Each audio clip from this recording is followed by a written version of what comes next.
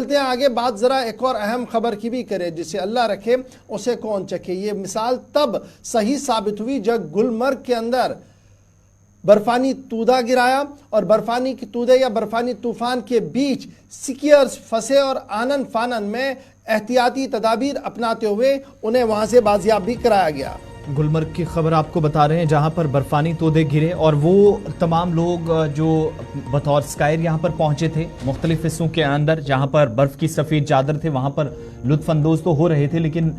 मुख्तलिफ इलाकों के अंदर आप जानते हैं इंतजामिया ने पहले से ही एडवाइजरी जारी करके एहतियात बरतने या बहुत ज़्यादा होशियार रहने के लिए जो है वो कह दिया था। अब इस एडवाइजरी के बाद भी इस तरह का वाक़ा पेश आता है। तोदे जरूर गिरे, लेकिन अच्छी खबर यह है कि 2 सयाहों को बचा लिया गया बड़ी मुशक्कत के बाद। एक तो फौज की तरफ से भी यहां पर काम तो किया गया, लेकिन जो प्रोफेशनल एक टीम थी, बाज़ाब्ता तौर पर इन इलाकों के अंदर कई बार अलर्ट रहती है। ऐसी सूरत हाल जब जब पेश आती है, चाहे वो गुलमर्ग का कोई भी इलाका हो जहां पर स्कीयर्स बड़ी तादाद में, और सिर्फ इंडिया के अलग अलग हिस्सों से नहीं बल्कि दुनिया के मुख्तलिफ हिस्सों से, मुख्तलिफ ममालिक से, यूरोप से बड़ी तादाद में लोग आते हैं जो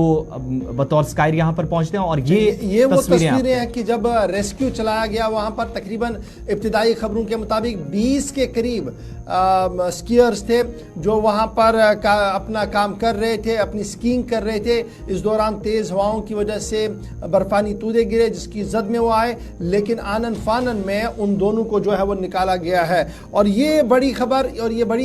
तस्वीर जो है वो आपके टीवी चैनल पर कि किस तरीके से इस वक्त ये ऑपरेशन कल रात देर के मुकम्मल करके उन्हें बाजियाब किया गया। सीधे गुलमर्ग चलेंगे जहां से अशफाक डार हमारे साथ है। अशफाक, बहुत शुक्रिया जी ज्वाइन करने के लिए। अपडेट करें, ये जो कल हादसा पेश आया था इसके बाद इन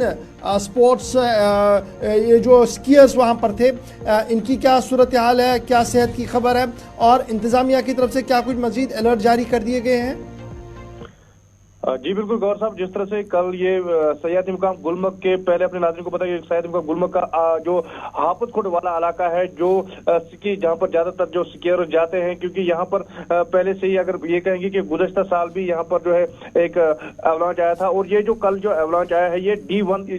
इसको यहाँ पर जो D1 यानी कि लो डेंजर वाला जो एवलांच होता है वो यहाँ पर आया था। क्योंकि अगर हम D2 की बात करेंगे जिसमें मरने के जो खतरा लाक हो सकते हैं, अगर उस तरह का यहाँ पर एवलांच आएगा। और D3 तो जो है 4 किस्म के यहाँ पर एवलांच जो है उस हवाले से यहाँ पर आते हैं। लेकिन ये कल जो एवलांच आया था ये D1 है, जिसमें जो है 2 लोग जो मकामी स्कीयर्स थे वो फंसे थे, और बाद में जम्मू कश्मीर पुलिस की जो टीम थी, जो रेस्क्यू पुलिस टीम है, गुलमर्ग स्की पेट्रोलिंग टीम थी, केबल कार की टीम यहाँ पर लगी है, टूरिज्म पुलिस की टीम थी, वो वहां पर पहुंची और उन्होंने और मकामी लोगों ने उन्हें फौरी तौर वहां से उस एवलांच से जो है बाहर निकाला। और अगर अपने नाज़रीन को ये भी बताते गवर साहब की सयाहती मुकाम गुलमर्ग एक पूरी बड़ी चोटी जो है जहाँ पर अपर रोड के नाम से जो काफी मशहूर है, जहाँ पर फॉरेनर्स के ज्यादातर जाते हैं, तो वहां पर बादतौर उन्हें अवेयरनेस और साइन बोर्ड्स भी लगे हुए होते हैं कि आपको किस किस एरिया में स्कीइंग के लिए जाना पड़ता है। क्योंकि वहां के गुलमर्ग की इस रिजॉर्ट में जो है सुबह सुबह जिस तरह से Gulmarg ski patrolling team, cable car की टीम जो है वहां पर इन एवलांच प्रोन एरियाज में मेडिकेशन करते हैं। सुबह सुबह जो है वहां पर उनके कुछ इक्विपमेंट्स होते हैं, जिस तरह से वो इन एरियाज को परखते हैं कि कहां पर जो है एवलांच आने के खतरा तो है, उस एरिया को वो वहां पर पूरी तरह से मार्क करते हैं ताकि वहां पर स्कीयर न जाए। क्योंकि ये जो कल स्कीयर थे, ये मेडिकेशन के बाद भी ये स्कीयर उस एरिया में चले गए थे, तो उसके बाद मुझे D1 का जो एवलांच था वो गुलमर्ग में आया था। तो जराए जो वहां पर जराए और अफसरान है उनका ये कहना है कि ये D1 जो आया था ये क्योंकि मेडिकेशन जब हुई थी तो उसके बाद में ये निकला था, और जिस तरह से वहां पर इन लोगों को फिर आराम से बचाया गया। और ये भी अफसरान का कहना है कि अगरचे सयाहती मुकाम गुलमर्ग में USA यानी कि फॉरेनर जो यहाँ पर स्नो सेफ्टी ऑफिसर बादत तो तैनात रहते हैं, जो महकमा सयाहत उसको हायर करती है, और गुलमर्ग की इस पूरे एरिया को वो देख रहे हैं, 24 घंटे वहां पर उनकी टीम तैनात रहती है और अवेयर भी कर रहे हैं स्कीयर्स के। लेकिन तो उसके बावजूद भी क्या अभी इजाजत है स्कीयर्स को वहां जाने की? और अगर एक एरिया नोटिफाई किया गया है जिसके अंदर या जिस दायरे के अंदर रहकर चीजें करनी है, उससे बाहर जो लोग जा रहे हैं, तो इन चीजों को रोकने के लिए भी क्या वहां प्रोफेशनल्स मौजूद हैं इस वक्त? जी बिल्कुल, जिस तरह से हमने हम नाज़रीन को बताया कि जो यूएसए का जो सीनियर सेफ्टी अफसर वहां पर तैनात रहता है, बाद तो उन पर साइन बोर्ड लगे होते हैं कौन सा एरिया स्कीइंग के लिए जो है यहाँ पर ठीक है, कहाँ पर स्कीइंग करनी चाहिए, लेकिन उसके बावजूद भी लोग जो है उन एरियाज में जा रहे हैं जहां पर स्कीइंग की इजाजत नहीं होती है, जहां पर अभी जो है मेडिकेशन की। अच्छा इशफाक, ये भी बताइएगा, एक बड़ी इंपॉर्टेंट बात ये होती है कि जब स्कीयर चले जाते हैं तो अक्सर एरियाज हमने देखे हैं, स्पॉट्स ऐसे हैं जहां पर मोबाइल कनेक्टिविटी बिल्कुल नहीं चलती है, तो ये फिर राब्ते का क्या कुछ जरिया है या वहां पर इस बार कुछ स्पेशल अरेंजमेंट्स किए गए हैं कि हर जोन के अंदर जो है वो मोबाइल कनेक्टिविटी हो? देखिए गौर साहब, जिस तरह से अच्छा सवाल आपने कहा कि अगर हम गुलमर्ग के इस स्की रिजॉर्ट की बात करेंगे जहां से जो G3 के नाम से जो काफी मशहूर है, जहां पर ज्यादातर फॉरेनर स्कीयर रहते हैं, तो फॉरेनर स्कीयर के बीच में और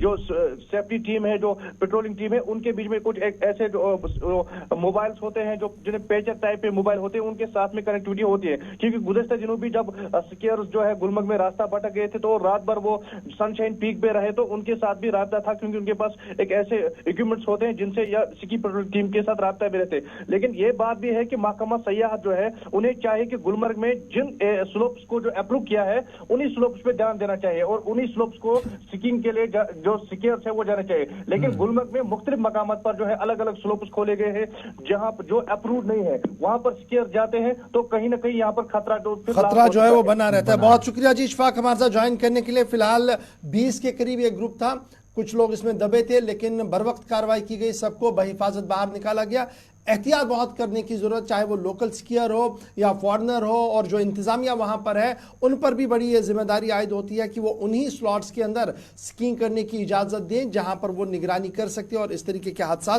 कम ही हो। फिलहाल